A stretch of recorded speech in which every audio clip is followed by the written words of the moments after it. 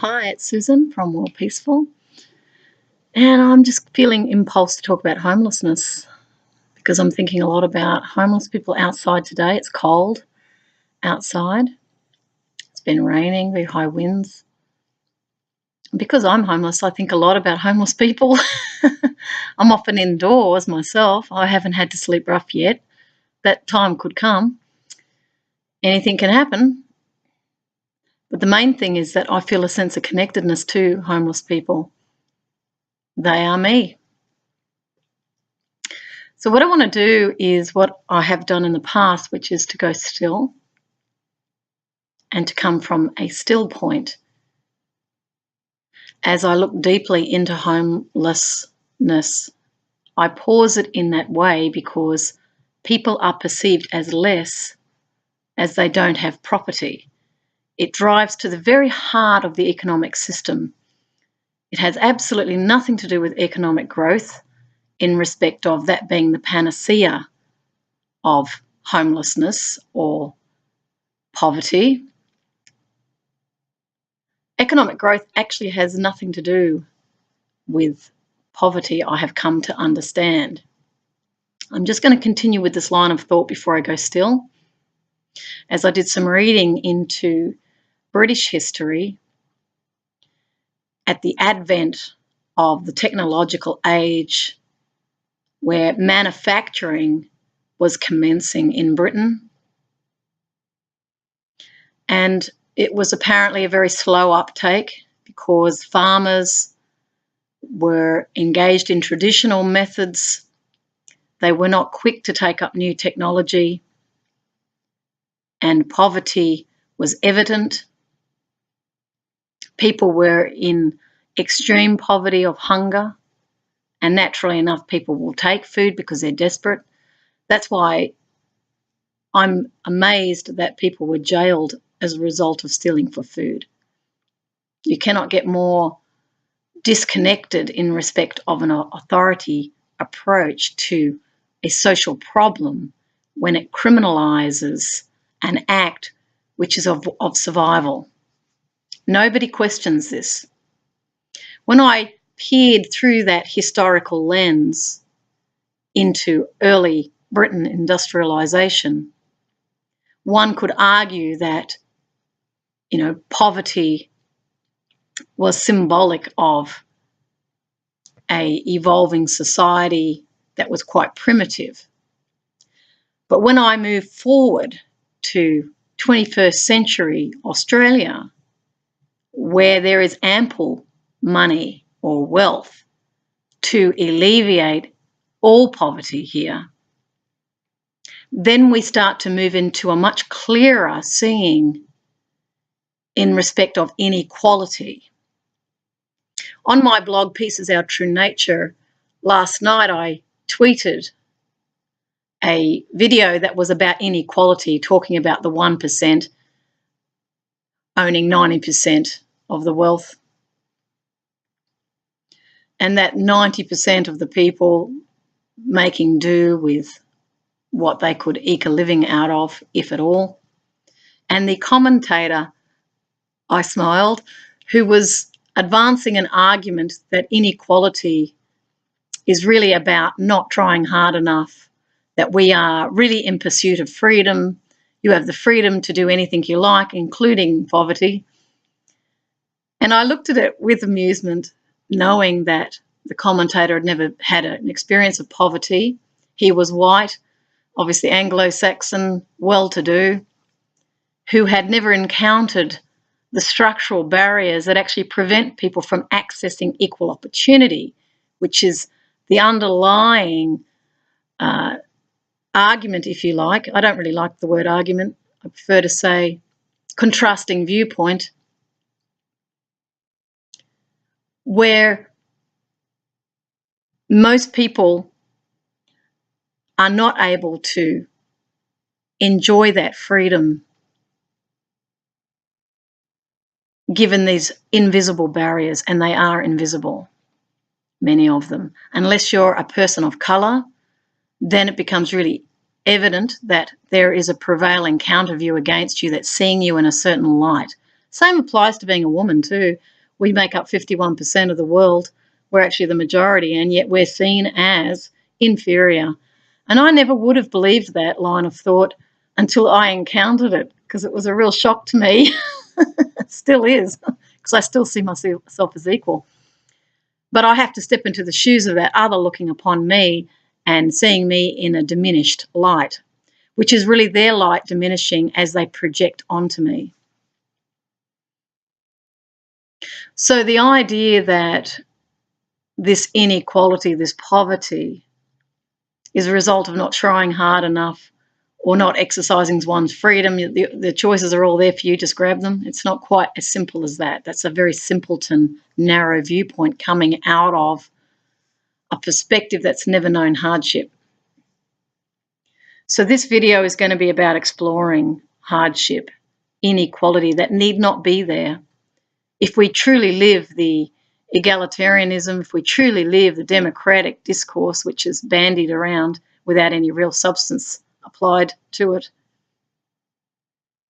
until we live the very values we say we stand for, then we allow people to sleep rough, we allow people to couch surf, we allow them to house sit without any option of a decent home or living in dignity. So with that, I'm going to go still.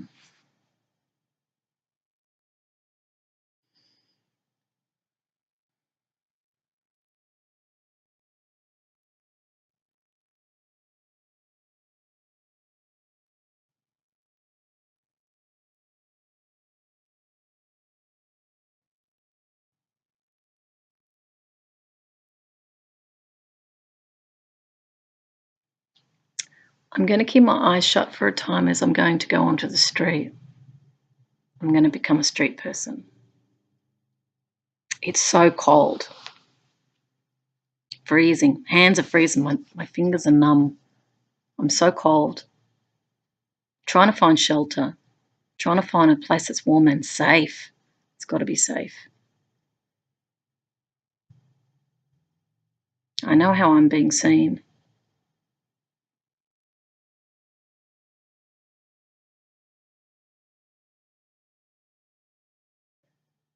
It's not just the wind that's chilly. It's the way people stare at me. I feel the chill in their wind.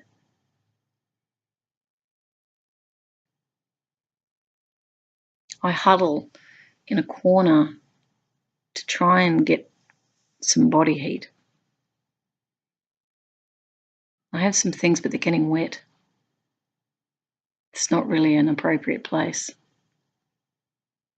If I can find something that no one can see, that I'm safe, that's warm, then I have to think about how I'm going to get some food.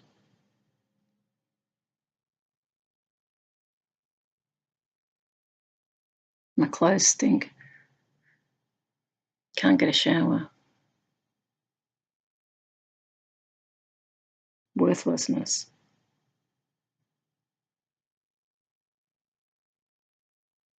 Society sends me signals. They walk past my hardship. They're judging me. They have to judge me, because to not judge me would mean they'd have to do something, and they won't. They're too scared because they think, oh, what if they're on drugs? That's their first thought. What if they're on drugs? What if they're dangerous? Not what if I can actually offer something here? What if I can reach into my own abundance and share of myself here? What if I can change a person's life? What if I can make a difference? What if that person's me?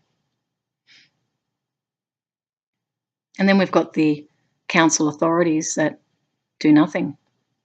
They may have their programs, but ultimately they're not moving them off the street. I'm now moving into the third person.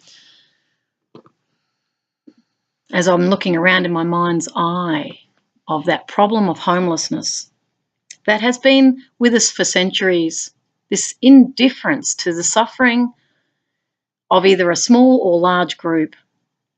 This is one of the absolutely quintessential problems in humanity, is this indifference to suffering that sees itself in a more secure position, and they can go eat cake. I see Marie Antoinette, the Queen.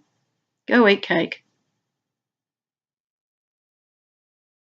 Victim blaming is always the underlying justification to do nothing or to allow a circumstance to continue. If I was from somewhere else stepping into this world, I would be absolutely horrified that people starve. Deep within myself, I'm horrified that people starve. That we can watch on television the starvation of a child. I'll never forget that image that actually has been bandied around the world of a little tiny child. It's all skin and bone, skeleton, and there's a bird.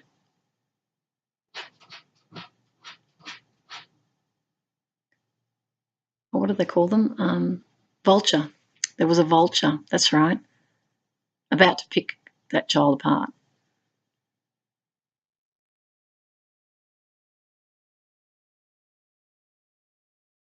People all get shocked and horrified. Same with the Syrian child washed up on the beach. There was huge hue and cry. And I do think the world's people actually want things to change, but we seem to have a problem at the top. And this is a problem time immemorial. This is not just with the current regimes that we see around the world who are coming out of business portfolios, who don't really understand the social impact of economic policies as they continue to justify a mantra that seems to be unchanging around economic growth as the great panacea when it's a lie. It's not. The planet is collapsing under its own weight. The outputs, the production, this constant priming of a way of life that undermines ecological systems doesn't work. That's the truth of the matter. It doesn't work. The great promise of economics was happiness, in actual fact. It was seen to be the best way of allocating resources in a fair way in accordance with price signals which were responsive to demand. Supply then supplied what was demanded at the price people were willing to pay. So the underlying principles of demand and supply were really to efficiently allocate resources. It's at an optimum level, so there's no waste. But what economics failed to do was really deal with market concentration and market power and power accumulating in the hands of the few. We're still dealing with issues of power over.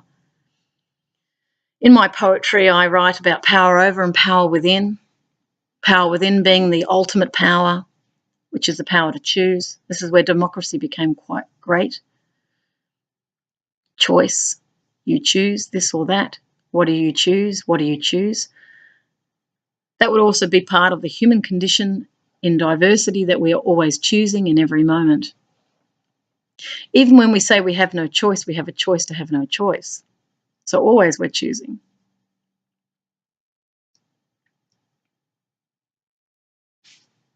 The economic system influences our choices through advertising and marketing, public relation campaigns, to influence the way that we think, to put out a certain idea, keep reinforcing it and reinforcing it and reinforcing it. And you'll see that on television, actually, with the digital television. I'm noticing they repeat ads over and over and over. When I was growing up, that never happened. We only had 3 or 4 ads in every break, and it was never the same ad in the next sequence of ads. Now we've got operant conditioning, which means a repeated exposure of the same message over and over to brainwash people into remembering that. In marketing, market research, we used to call it net correct recognition. We used to test for that. How accurate did the consumer recall the advertising message? And that way then those advertisers can then reassess whether they're being effective or not. Then they want to get a call to action to occur after that, where they buy the very product. So not only seeking to influence the way you see yourself, to identify with products as an extension of yourself, to make you be seen to be better. We see that with class, when people have big houses. Here in Melbourne, you might go to Toorak, huge big house. Let's say you've got a beautiful car, wonderful partner, looking partner. It doesn't matter if they are or not, as long as they're seen to be the perfect example of wealth and success. Have children, well connected. So within these circles, everyone knows everybody, and they basically accumulate wealth at that point. So this idea of freedom, going back to the very beginning here, that we're all, everyone's got equal opportunity, they don't. Those in the upper echelons will deal with those. They are positioned, they are supported, there are clubs that come around them in order to put their people in place so that they get high positions, high pay. So there is a strata sitting on the very top which you cannot gain access to. It's not true to say that anyone can access that level. They can't. You have to come from the right education. You have to look the right way. You have to be the right colour typically, although that might change a little bit as markets change, depends. But typically it's the right colour. You have to speak in such a way that doesn't offend, that is diplomatic to that other, so you can't plain speak with those people, not at all. Just going to move my leg. It's going to sleep.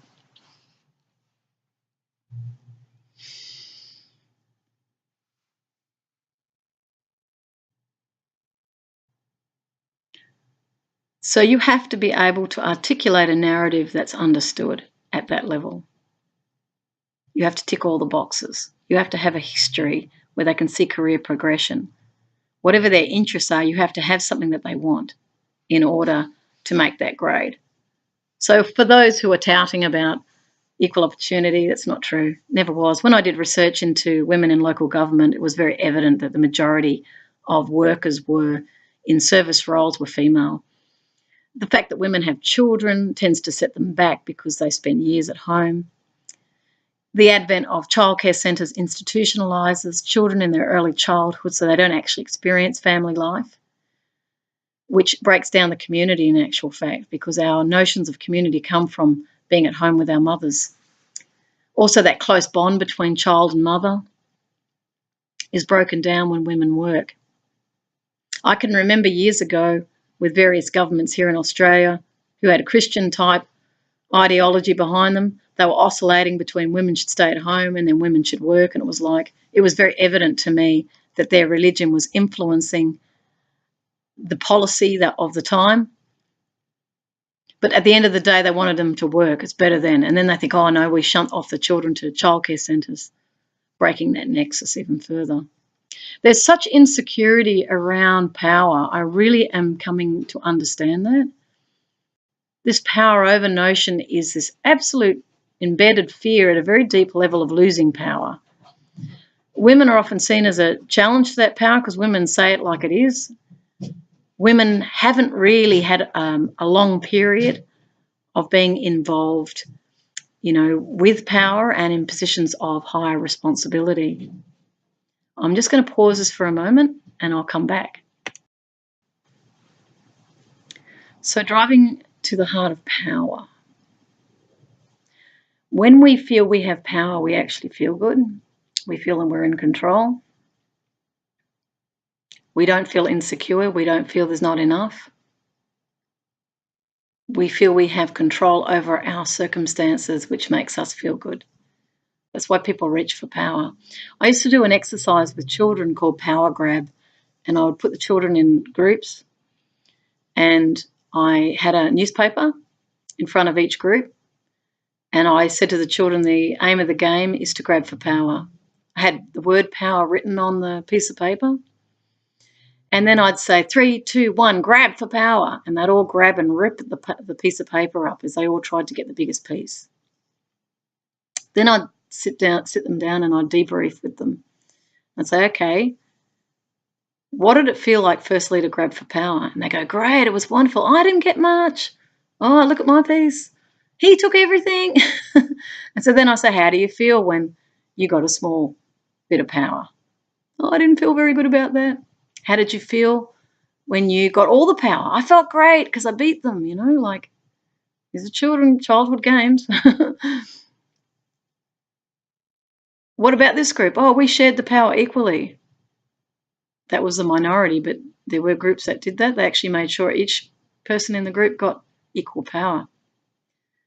We're taught in our world to grab for power, to take as much as we can take, and then we call that success at the end of our lives. Now, this works counter to an ecological relationship with nature, because what we end up doing is building bigger and bigger and bigger whilst the planet groans under the strain of our infinite growth, which is part of the economic paradigm of economic growth is going to bring you security, it's going to bring wealth, there's going to be a trickle-down effect into the economy. The poorest of the poor will be much better served because they will get something, which is not true, because that's not really how this all works. It's all working on the basis of power. And those at the top are not empathizing with the ones who are suffering or at the bottom rung. Now, why aren't they empathizing? Now, this is not to say all of them are like this. There are certainly examples in our world of Richard Branson. I'll put him as one. He appears to be a person who has empathy. And I know, having worked in hundreds of companies, I have met some good managers. I'd say the majority were, I would probably put them as 3 out of 10, the majority of managers that I've dealt with. Not very experienced, not understanding of the social dynamics in the workplace, tending to value those who were higher up in the hierarchy.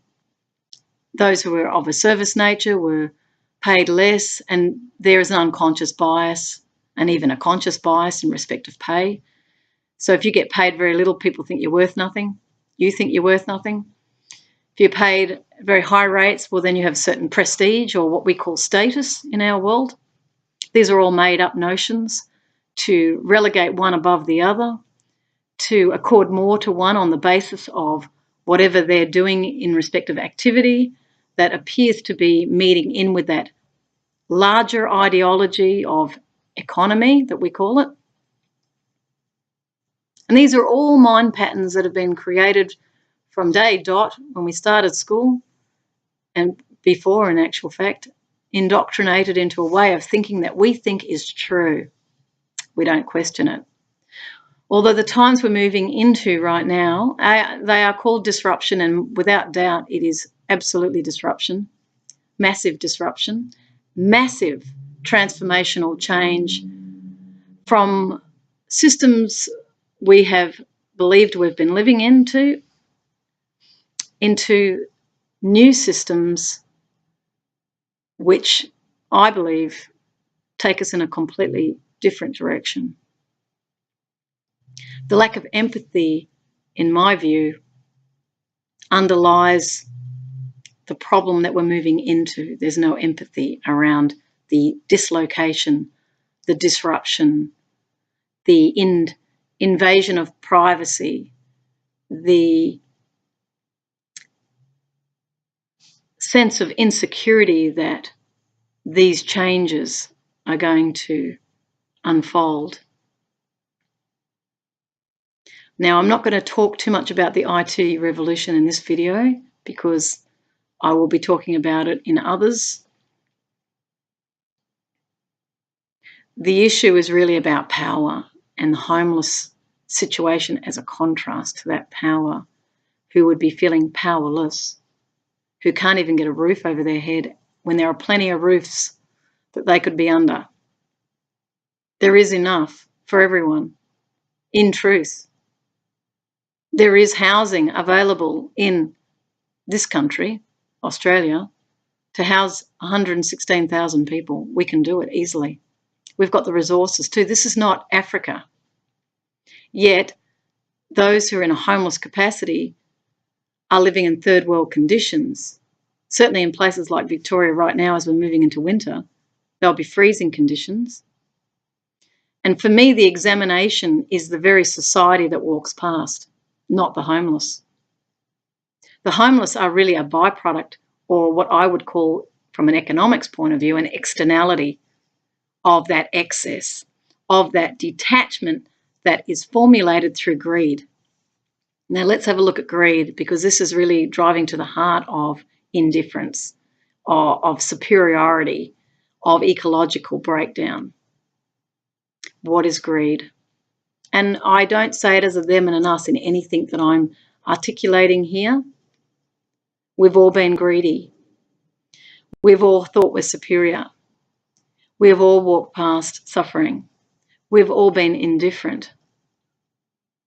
We've all had our groups where we've included some and excluded others. So this is not a them and an us, although it becomes problematic when we've got the majority of the wealth in the world accumulating in the smallest of hands when it could be distributed fairly. That's why that economic paradigm is important. Now, going back to greed, let me just sit with that for a moment. It's coming from hunger. Hunger, which is in our collective memory. Okay, so the collective unconscious has within it, this is what connects all thought forms around the world, the collective unconscious. Carl Jung talked a lot about the collective unconscious. It's a little bit like the 100 monkey, where 100 monkeys think the same thing all over the world, and they're all separated. And then a big leap happens in their development. It's because we are actually connected energetically, all of us. That's why you can't separate yourselves and say, oh, well, them and us. You can try, but we're actually all connected. So whatever you do impacts someone else, whatever they do impacts you. So the collective unconscious has known great hunger. And it goes, I don't want to be like that. The technological revolution has come out of fear, in actual fact. The fear of not enough, the need to control because of that deep insecurity that was experienced in periods of great poverty across the planet. Could well be coinciding with major geological disruptions over a 4 billion year, well, in our case, 4 million year history, 50 million year history, beyond, 100 million year history, 200 million year history. The early, Australopithecus humanoid, some were what they call graceful, some were robustus. This was the early hominoids, they called them. I'm just going back in time because I'm feeling the sense of greed and hunger. So you starve a dog, for example, it's going to be really, really greedy for more and more food. That's why dogs tend to want more and more and more. But I've noticed in my experience that when dogs have feeders, they can feed as much as they want. They're not greedy for food because they can get it any time. So what's happened through climatic change is there have been periods of great starvation on the planet, and inherent within that is this deep unconscious fear of poverty. We try to get to the top of the heap, the top of the group, in order to demonstrate, look at me. It's also access to sex as well. That was a very basic primitive instinct that has come actually out of natural selection. The abundance meant the continuance of the tribe. So the female would select partners that were abundant so the children would have food. These are natural instincts of survival, in actual fact, that are unquestioned because we don't sit and have a chat about things like that, particularly in modern societies where there appears to be abundance. I certainly was born into an abundance. I wasn't born into poverty. I've never been without. Had moments of feeling hungry. I've had moments of having hardly any money. But I've always, in my experience, had abundance. But deep within us is the fear of poverty. And this is why we constructed an economic system. The economic system was also a redistributive system. It was meant to be fairly redistributing the resources on the planet And there was things called comparative advantage, where those who were particularly good at a particular way of producing or had an abundance of a certain, let's say, crop or maybe a mineral, would be the ones comparatively better to produce that. In a globalised society, the big multinational companies can basically source resources from anywhere in the world. They can source labour from anywhere in the world. They can do collaborative relationships with governments, with economic partners, and they have enormous power on the planet. And this is a big problem for global society and inequity, because those who are in those positions of power have not, well, some of them, I certainly know the Rothschild, and I want to bring Rothschild into this because nobody talks about the Rothschilds. This is the top of the pyramid. Interestingly enough, in their early family, they came from great poverty. So they've known hunger. Maybe this has been the very thing that's moved that family as one of the global elite families to accumulate, and they've done it primarily through finance. So money changes comes to mind. There is a biblical connection to that. And there was an act that Jesus did do, and I'm not a Christian myself, but I know that historically he apparently turned the tables over because he was trying to say usury, which is lending, is problematic because they're making money from, typically the system started with, pieces of paper, promissory notes, and people exchanging those promissory notes with gold. So the gold got stored at a makeshift site, which became, in the end, a bank. This is why we have the gold standard to back currency. So these were the early forms of currency. And after a time, they didn't need to hold so much gold, and the medium of exchange was created. So these early families that are ruling our world came from, well, certainly this one, came from great poverty. They probably all did it ultimately, in truth, if we were to really drill down. And when they made it big, they maintained that situation of wealth. And they saw themselves as superior to others. Bloodlines comes to mind, good breeding. Yet I wish to say to them, if they ever see this video, and I just want to go into stillness before I speak, actually. We all come from the same bloodline. It's the same colour. We all eat, breathe, smell. When we're sick, we all are sick the same way.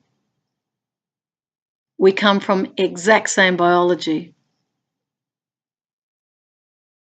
There is no superior, yet that has been embedded in this idea of entitlement. Now, harking back to the homeless, as my mind shifts around, often those in privileged positions have talked entitlement in respect of very basic social security. Some have seen that as making people lazy or enabling them to opt out of the economic system. In reality, society is a mix of a lot of different types of people. Not everybody wants to work, which I think is fine. When I look into the human story, the whole working experiment is actually less than a minute to midnight, so it hasn't been around long. But we have created it like it's the world, and that's all you're here to do is work. That's not true. Everybody comes in with gifts, talents, and life paths quite outside of any economic human perspective of why you are here. But we've crafted it, or the human economic practitioners have crafted it in such a way that it's conditional. You have to work in order to be responsible, pay your taxes so the government gets your money. Everyone has to participate if that economic structure is to sustain, and those at the very top are to continue to make more and more money. Why do they need more and more? Because they see their own value as reflective of that situation of having more. Their ego also expands with more and more as they see it as power. It's a consumption with power. There's power here. Power corrupts, ultimate power corrupts, ultimately is a truism. How does it corrupt?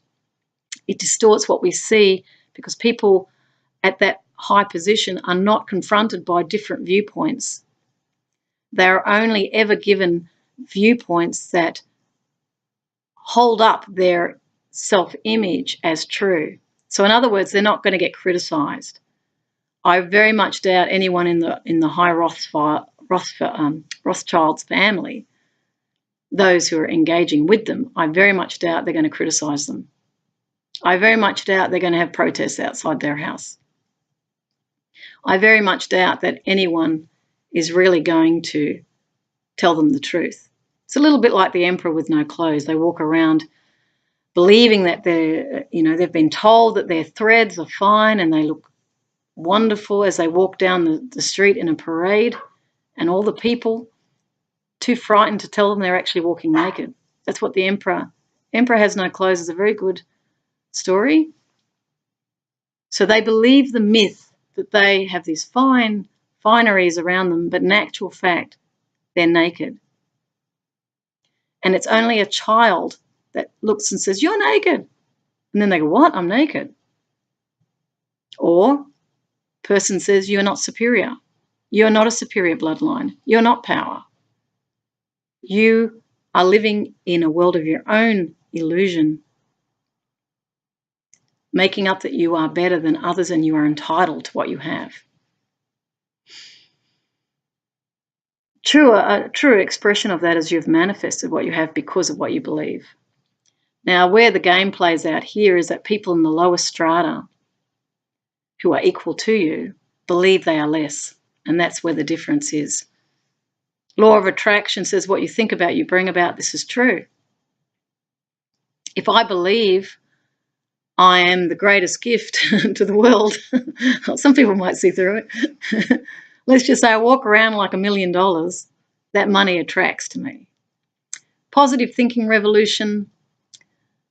Was it Anthony Robbins? Positive thinking. There's been plenty of business management teachers who have talked about sales and really imagining the future as you want it. There is truth to this. So it's not that people are born into this privilege because they're entitled and they are part of an elite. It's that they believe that they are, therefore they manifest the conditions of it.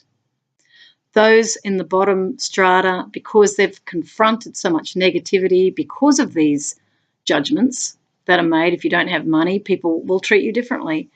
And over time, you'll begin to become convinced that you're less because others have made you feel that you're either not welcome, you're not worth it, you're not smart enough, you're not attractive enough, you don't represent wealth enough. And so you start to believe that you're a great deal less. When I talk to people on the street, they do feel like failures. They eke out a living from day to day, so they're very resilient. And they themselves are going through an experience of great learning. Who am I in relationship to this? Am I what the society thinks I am? Can I find within myself that spark of light that says I am equal to everyone? I am worthy. I had someone tell me that. This was one of his mantras. I am worthy. I am precious. I am wonderful. And I agreed with him. I'm very lucky in that I see people this way anyway. Those who have given me the hardest time, and some of them are quite close,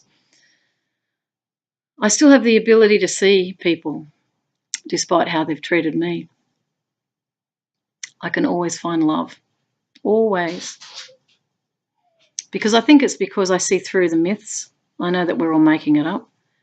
And I've also seen greatness in the poorest of people. I remember, actually an experience that's coming to my mind was when I was in Chile. I was actually living in Santiago. Someone actually gave me their flat. I was unwell at the time. I've been travelling the world. And they gave me their flat. And I remember sitting on the street, actually, and I was sitting at a church. I was just sitting on the steps, I think. I can't remember. I was on the ground for some reason. I was probably tired. There was nowhere to sit, so I sat there. But it put me at street level. And there was crowds everywhere in this plaza, big plaza in front of this church. Some people will know it if they're from Santiago in Chile. And there was a man. Some people may know him because he is very commonly seen in this site. He was on a skateboard to move around. He was also on the ground, stumps of arms, stumps of legs, probably thalidomide baby. But he had the cheekiest smile. He was begging, clearly not with hands. Someone plonked him there and he had somewhere to collect money. But he was very vulnerable, you know. And I was just marvelling at how incredible he was. He was so positive and so brave. See, I admired that. I don't admire someone with a big gun or someone who is the top of a CEO of a company. I admire courage. And I saw it in this man. It was incredible. And I thought, look at him. He's having a good time too. He likes it. I mean, who knows? Would he prefer arms and legs? I don't know. There's also a guy here in Australia who also had stumps of arms and stumps of feet. Like he had no legs but just feet. So it was a torso basically with little arms, little hands and little feet. He was the most optimistic guy. Oh, my God. He's on my blog. What's his name? Nick, that's right. Who had just really existing like a torso with hands and feet. But he was teaching anti-bullying in schools because clearly someone like him would be bullied. He's even tried kicking a ball around. And he's been, he's back-chatted people. He'll take them on. He's a funny guy. But really the message he was sending the children was not to be defeated by life and to imagine you could be me, you could be in my situation. You've got everything to live for. Because a lot of kids are suiciding, they're getting depressed, having a lot of emotional, psychological responses to an unhappy world, a toxic culture, because that's what this is. Whereas he was sort of showing positivity in a worst case scenario of being what he would, considered deformed or disabled. But in actual fact, he was enabled. He was incredibly optimistic. He had them all in tears at the end and they all loved him. They came up and hugged him. He was a wonderful, wonderful man. He even got married. He fell in love and got married. I don't know if they had a baby. Maybe they did. Nothing's impossible, huh? So even in that situation, he could look for the good and he could have a wonderful life. Same applies to the homeless too. What are we learning from our experience? I'm getting to see how society interfaces with the lowest socioeconomic level when it's perceived lower or less. I've been amazed at the prejudice, very deeply embedded. That's your structure, that's your barrier to so-called freedom. I've tried many times with my own work to get ahead. It certainly hasn't been through lack of trying. It's just that I haven't known the right people and I haven't walked in the right circles to make it all happen. I didn't know to do that. I just thought it was a merit-based society. You see, I actually believed in the freedom that some of these tout, and I'll put the link of that, the counter view to me on this blog. So I'd really like you to have a listen to this guy going out, oh, we're all equal, you can all make it. Well, actually, there's 2/3 of the world in poverty and your country is trying to dominate. And the reality is, that because of this unequal playing field, the resources are being consumed far, far more by a small percentage in the world than if it was distributed evenly. And that's because of the greed which is coming from, as I pointed out earlier, the fear of poverty. Hunger is the unconscious collective that is driving unconscious behaviour to take more and more and more. Until we can come back into alignment with our true nature, which is as you give, you get. The true nature of the ecosystem is a continuous energy flow on the basis of exchanges. You don't have one aspect of a system taking more than another. It only takes what it needs, and it's sharing on the basis of how it's biologically oriented. Photosynthesis from plants, taking in carbon dioxide, exhaling or expelling oxygen as photosynthesis creates that dynamic, which is what gives us life on Earth. The plankton, phytoplankton in the oceans is actually the highest oxygen supplier on the planet. The plankton is actually dying off, I think, through ultraviolet radiation and pollution. The whales feed off the krill.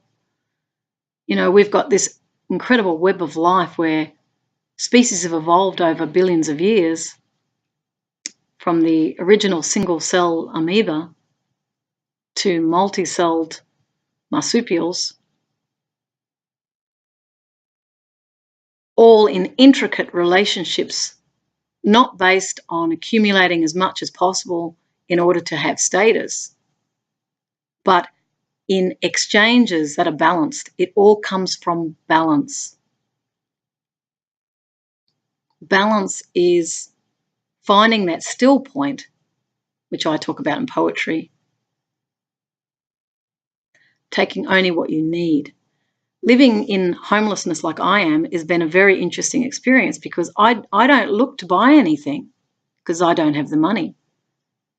So those fake needs that were instilled within us as part of a moneyed system disappear and dissolve when you're homeless. You no longer have those aspirations. I mean, I've travelled the world. I've been fortunate. I've actually had a very abundant life.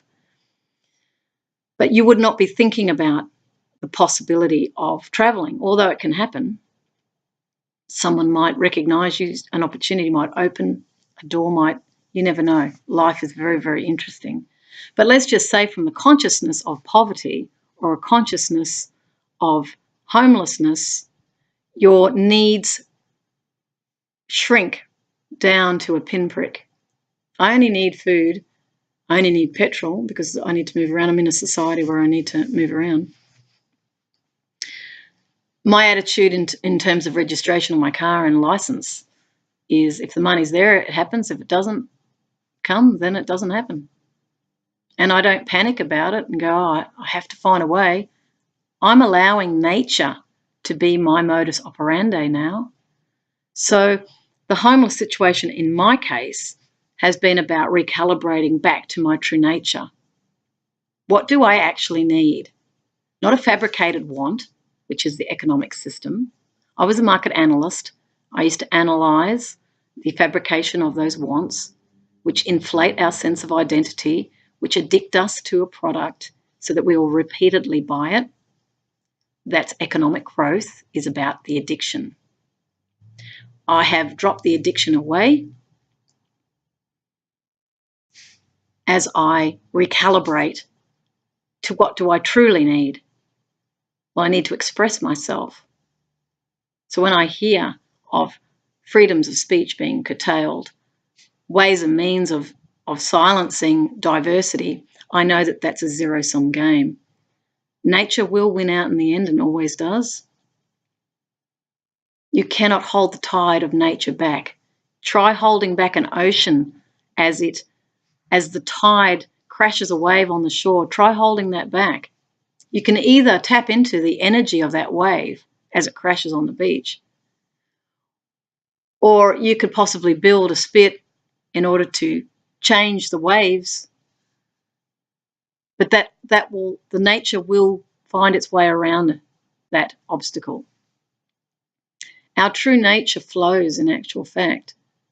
So the way I'm living out in my experience is I'm allowing nature to dictate my needs and wants. And obviously biological needs and wants come first. Food is one of the most important parts. I seem to be attracting food. Food comes to me, and I have been given a little bit of money from a family member who offered it. I never asked, and I will never ask. It has to be offered. That's one of my modus operandis. I'm not asking for anything. I'm seeing how nature works. And so far, all my needs have been met. Over a 2-year period, I have suffered isolation, but I go inward with that. So I'm learning to tap into my self-love to deal with social isolation, because I meet people when I go out, but typically I'm not having friends drop in or anything like that. My friends have dropped away in actual fact. As I become more solitary, I'm tapping more deeply into my true nature, which is part of this recalibration to what is true rather than what is false. We as civilization have been basically generating a very fake reality. Fake is a good word. I'll hand it to Trump. I like that word. It's had a flow-on effect, fake news. And it's true. It is. A lot of it's fake. And what you start to realize as you recalibrate down to first principles, where you're no longer having to impress anyone, you don't need to get a qualification, you don't need to make money, whatever happens, happens, you're just accepting life in the moment. As you recalibrate back to what's true, you see how life ebbs and flows. You start to experience your true denials, your true suppressions, your true fears, your true loves, your true passions, your true spirituality. It's like a filter starts falling away, almost like a veil falls from the eyes. As you see the world as it really is, you might be grumpy one day, you might be happy one day. Your filter changes on the basis of your mood. But all of that is experiencing oneself as part of the human condition. Everything I feel, you feel. We're all the one blueprint, lost in confusion around teachings that are not in harmony with the natural system. And that natural system is interconnected. It is not self-reliant. The issue of a fair go is irrelevant in this. I'm just using some political speak here because that was part of the campaign as I seek to look at the natural way. We are all interconnected as humans. We might say, oh, look at that person's entitled, they shouldn't go out and work. No, we're all interdependent. So once we create that security through everyone's needs and wants being met, not by a higher authority that can pull the plug on that if you don't comply, but through the loving nature of humanity, we are, I mean, what do they say in the religious texts? We are each other's keepers. It was said in the masculine, but well, I'm just going to drop that because it's masculine and feminine is the human condition. And in fact, the masculine and feminine is both in men and women. Some men are more effeminate, some women are more masculine, some women are more feminine, some men are very macho, very alpha. So we've got a quite great diversity even there.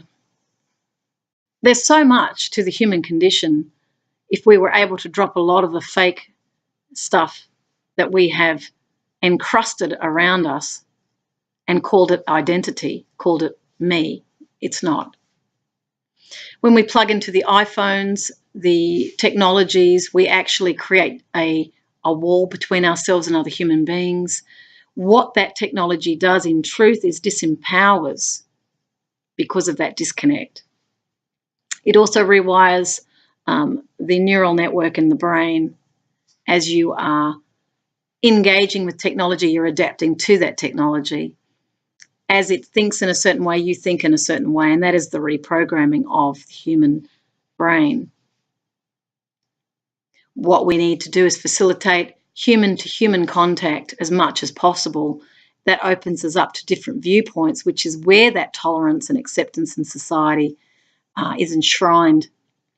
When we operate out of silos in Facebook or what have you, where we're only listening to the same viewpoints and then we're bolstering that this is truth, it's not. You have to clash it up if you want to find truth. That's why the agoras were all about debates. You're meant to clash it up in order to access deeper truth. That is a natural condition. So when we say you should all think like me in totalitarian mindsets, that's coming from a very deep base of insecurity from the ones emanating that thought form, who do not wish to be challenged because they don't feel good, as they do not know how to process that not feeling good. Now, just so that they can hear this, when you don't feel good, it means you're out of alignment with your truth. So let's just say I say to you, totalitarianism is fascism, is a destructive system. Let's say I say that. Now you're going to rise up and go, shut her down, because this system is the only way. We want everyone to think the same way. We want a hive mentality here. We want the same thoughts. We want predictive.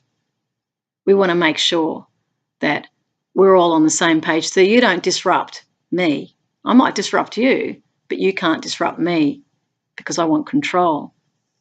I don't feel comfortable when you challenge me and say the emperor has no clothes. Then I would say, in terms of an ecological viewpoint, look into the discomfort within yourself that reacts by shutting down that other. We don't want to hear what you have to say. Get out of here. We're not interested in what you want. That's a totalitarian mindset. Do as I say. I'm saying sit with that.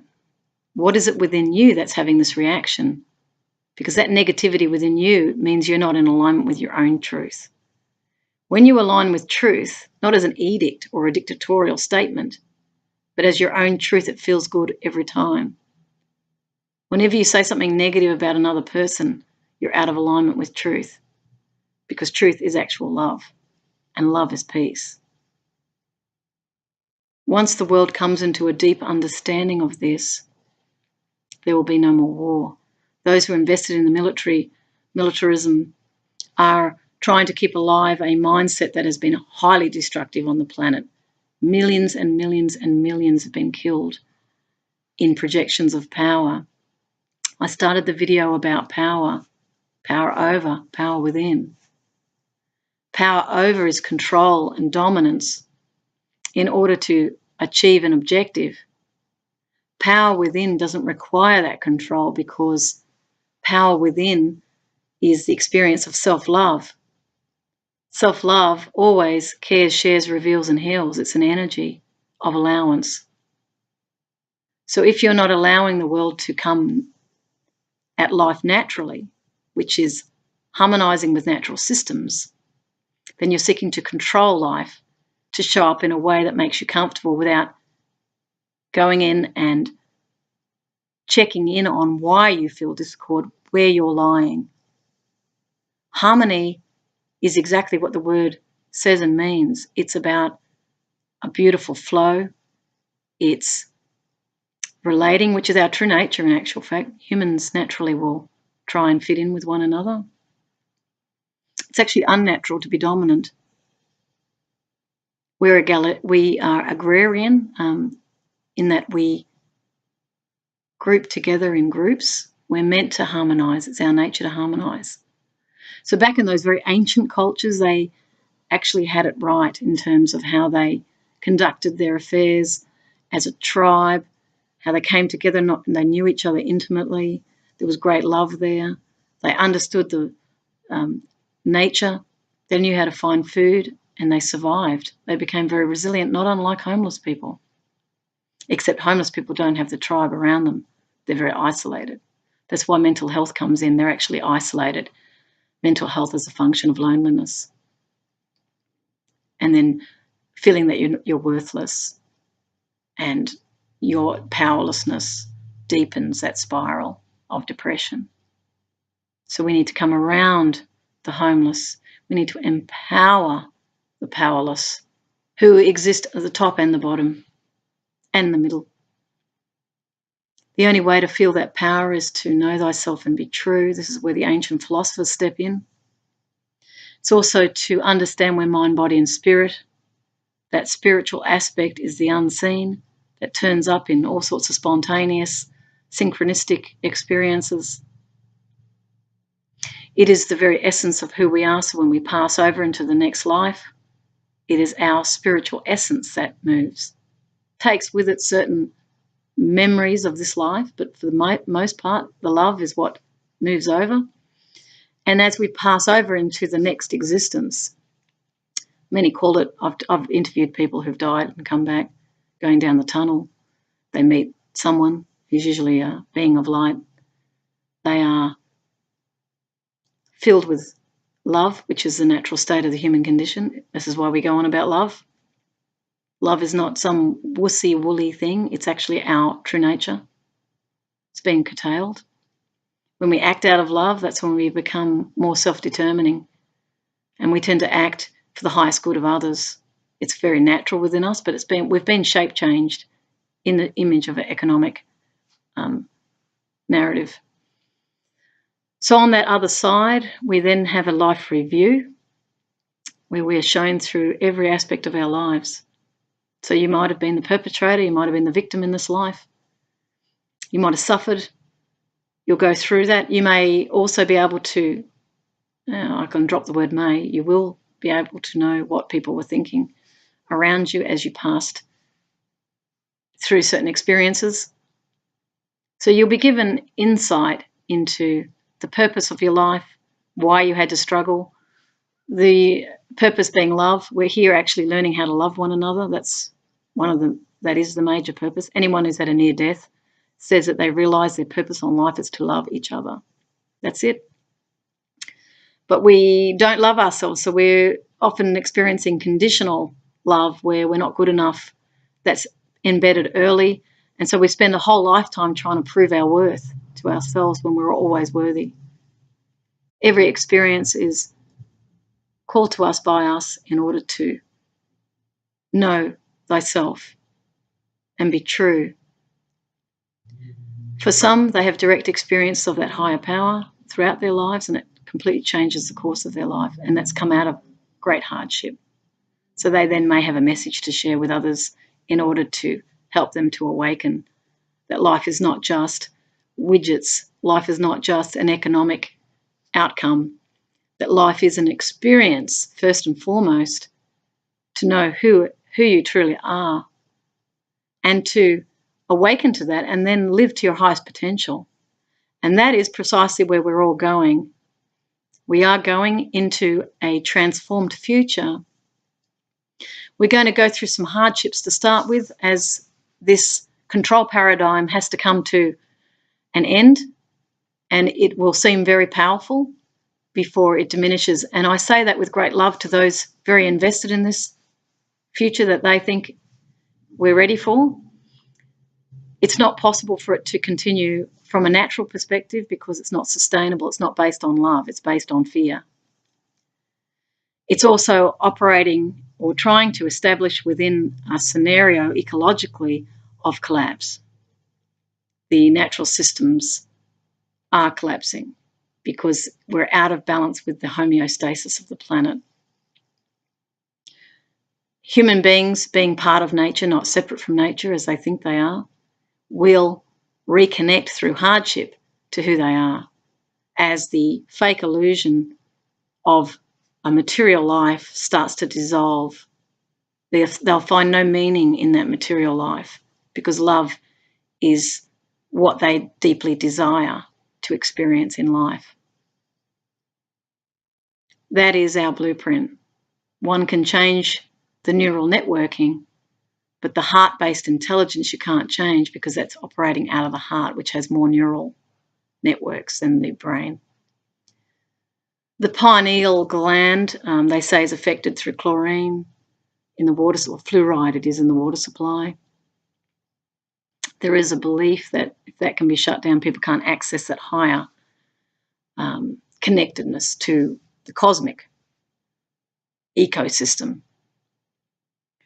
But that won't happen because we are first and foremost spiritual beings, and that spirit lies beyond the material, physical biology of the body. That cosmic plan, if you like, or spiritual plan happened prior to birth. So we're playing out an experience of our own choosing. With this video, I didn't expect to go into this narrative. But as I'm a truth speaker, it just comes up.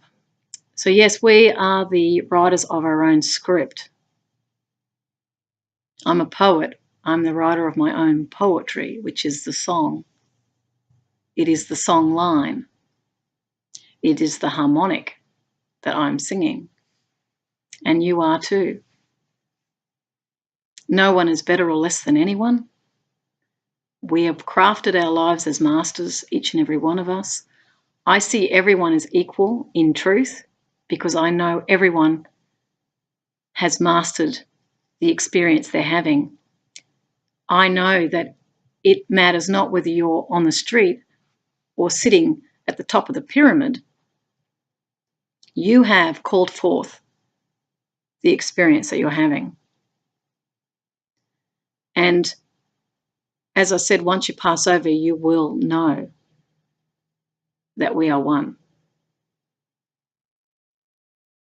So I started off with homelessness. Home is where the heart is. So one can be at home on the street. One can be at home undergoing great pain. One can be at home without work. One can be at home traveling all the corners of the world.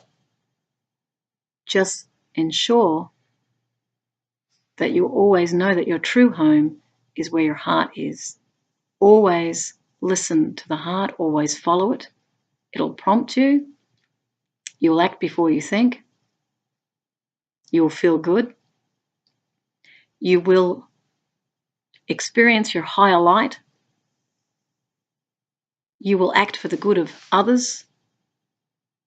You will see everyone as one.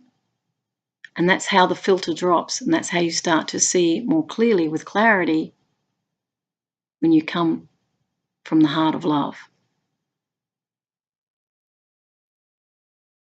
There is only homelessness when we have disconnected from the love of who we really are. Every single human on this earth is precious.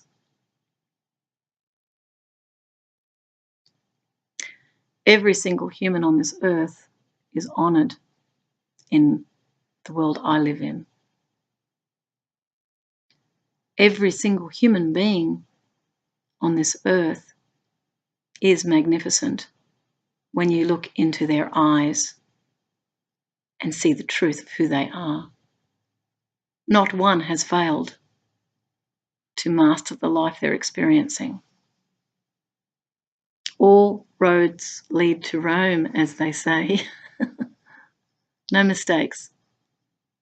So on your journey, I send you peace, love, truth, and to be who you truly are from this point on.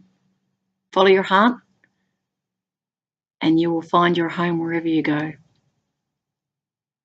Much love. Bye.